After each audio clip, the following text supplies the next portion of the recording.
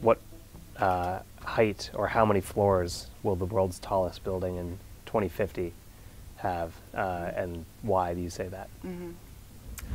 Well, I think it's most likely that in 2050 the tallest building will be at the height of 1,000 meters, kilometer, the kind of logical, aspirational height, that symbolic height that we're already seeing under development.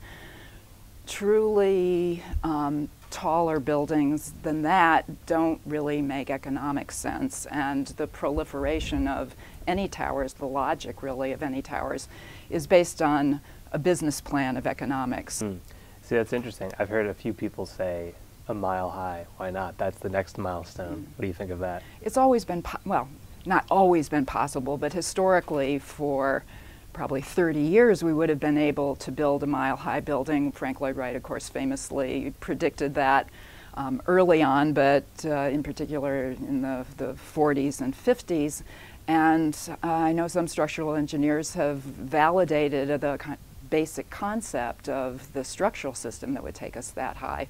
But the issues of vertical transportation, but most importantly, the constraints of economics are the things that I think argue against that as a really logical development. Right, sure. It seems in cities where there's already tall building booms or already very dense urban cores, and New York is a great example, to a certain extent it's almost a foregone conclusion, but it's a different question in other parts of the world where densification hasn't happened in nearly the same way. Well, I've been trying to promote this idea of embracing the term vertical density. Yeah, tell me more about that. Yeah, well, a number of years ago, the Skyscraper Museum looked at Hong Kong and New York, comparing especially Manhattan and Hong Kong, which have exactly the same density of population, about 70,000 people per square mile, but absolutely different, opposite proportions of public space or built space and open space. In Shanghai, it's about in Hong Kong, it's about 73%. In New York, it's about 25% open space.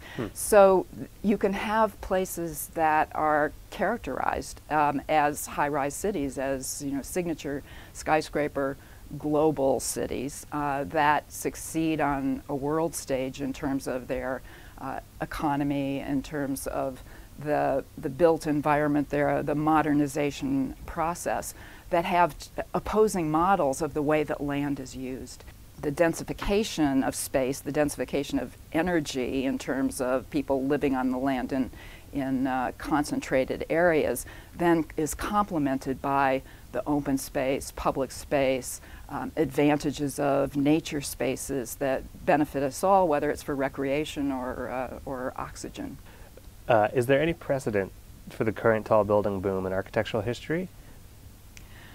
Well, as a historian, it's extremely interesting for me to be here in Shanghai and to see the urbanization process, which I think can easily be seen as a 100-year later repetition of the very same forces that grew the skyscrapers and the megalopolis of New York or Chicago. The cities of Shanghai and the Chinese cities you see today that are growing their skyscrapers as an image of ambition and identity is very similar to the forces of capitalism that produced the Woolworth building or the insurance company buildings, the Singer Tower or the Equitable building. So I think the historical cycle is very much the same, although the particular conditions of place, of the politics and the land planning issues is quite different. No, it's really, and you kind of preempted my next question. It's fundamentally the same then, the current Asian tall building boom, or Middle Eastern and East Asian tall building boom at least, to the booms we saw in Europe and especially in the US about 100 years ago.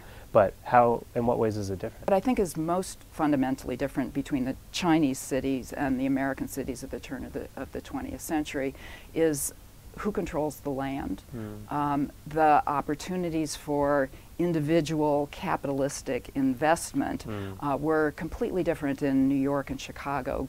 They were also in New York after 1916 constrained by a zoning law that shaped the city and the skyline in very determinative ways. And so the combination of land use and planning and individualistic competition in New York and Chicago created a great heterogeneity of intense built environment with an enormous amount of differentiation and individualization. But what you see in the Chinese cities today with a master plan, which is implemented under a much faster scale, is determined more by decisions that are made at a political level.